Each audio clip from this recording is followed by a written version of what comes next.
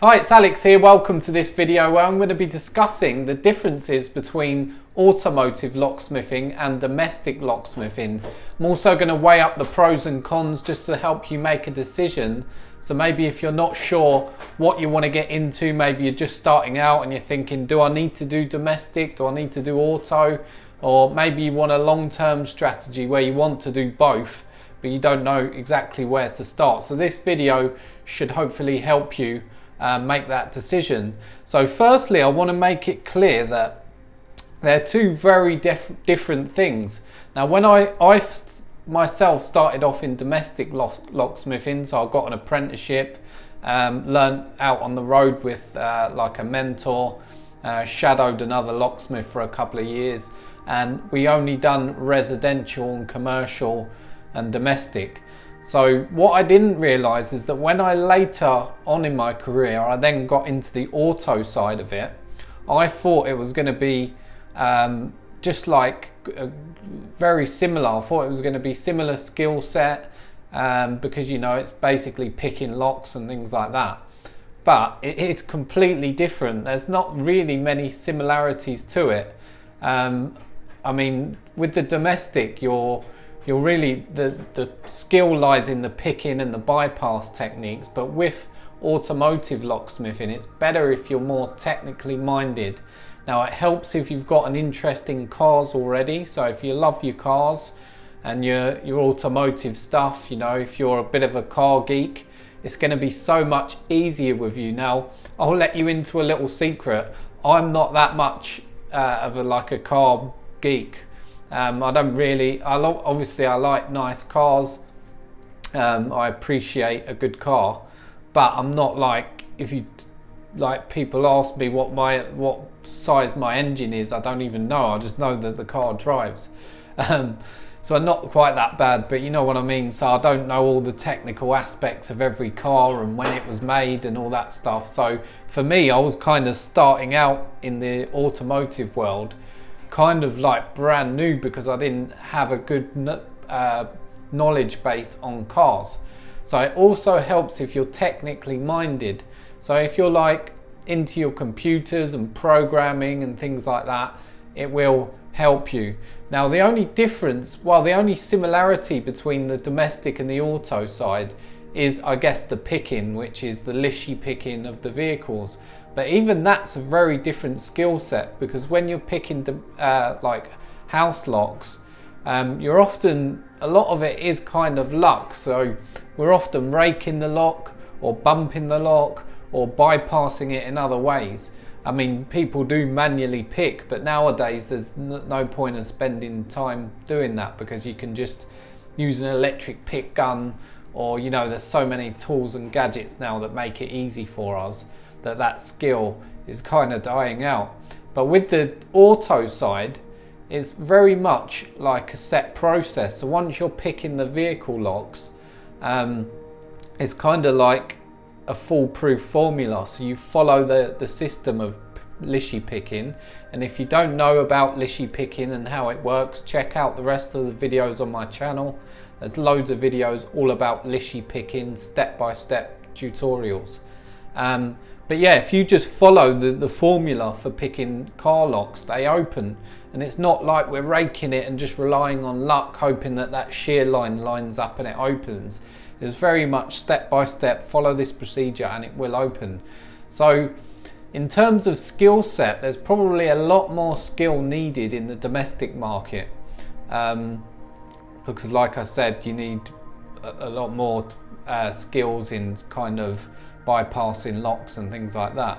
So if you're just starting out, what I'm going to do now, I'm going to jump into my laptop so I can weigh up the pros and cons between each. So let's do that now. So I'll jump into my laptop. Okay, so here I am in my laptop. You can see here at the top I've put domestic and residential locksmithing, and then here we've got automotive locksmithing, and then we're going to weigh up the pros and the cons of each one. So let's get into this. So obviously a pro of domestic locksmithing is you're going to need less investment up front. Okay, because you only need a few simple hand tools with the domestic, and you can get those relatively cheap. You probably won't even need to sign up to any specialist supplier. You should be able to get those fairly cheap from Amazon or eBay or something like that. So less investment up front. I'm going to put $1,000 to start up. Now, you know, obviously you can spend a lot more than that, but I reckon you could get a decent setup for $1,000. Obviously that doesn't include your vehicle and everything, but for hand tools and picks, you could get started for $1,000. Now, another pro is that you're going to have a bigger market. Okay, because obviously you're just gonna get more calls, and there's more people with houses than there are cars, basically. Everyone lives in a house, so you've got a bigger market. Now the pros of we'll go to the cons now. So the cons are, obviously there's much more competition in the residential market, and which makes it more saturated. Okay, but let's move over to automotive locksmithing, where the pros is that you can charge a lot more. Well, I'll say you can earn more, makes more sense. You can earn more, so the earning potential is much higher than the domestic, because let's say you go out to a domestic lockout, let's say a lockout, and you might earn, say, $80. Obviously that varies, depends on what you charge and everything. Whereas with automotive locksmithing, you could do 1 times lost car key replacement, and you could earn, say, between 200 to 400 for one job. Now the cons are, obviously with the automotive locksmithing, the cons are a higher investment up front. You're going to need a much more higher investment to get because you're going to need key programmers, key cutting machines. Now a pro for automotive is the fact that it's a growing market. Okay, and there's just huge potential there for if you want to really build a sustainable career. Now let's talk about some more cons for domestic locksmithing. So obviously you've got less earning potential. Less earning potential in the domestic, but what the ultimate thing, if I was you and I was just starting out, then I would actually pick one or the other. I wouldn't try to do both at once, because if you try to do both at once, it's going to be super overwhelming. You're going to have all this equipment and it's going to mess your head up. So what I recommend is pick one and stick with that for at least 2 years, so you can really cut your teeth in that niche and get competent in that niche. Then if you want, later down the line, you can bolt the other service on. Now if I was recommending which one to start with, that all depends on your budget. If you've got the budget to start automotive locksmithing, then I would start that, and I wouldn't even probably worry about the domestic, because you're going to earn so much money just doing the auto.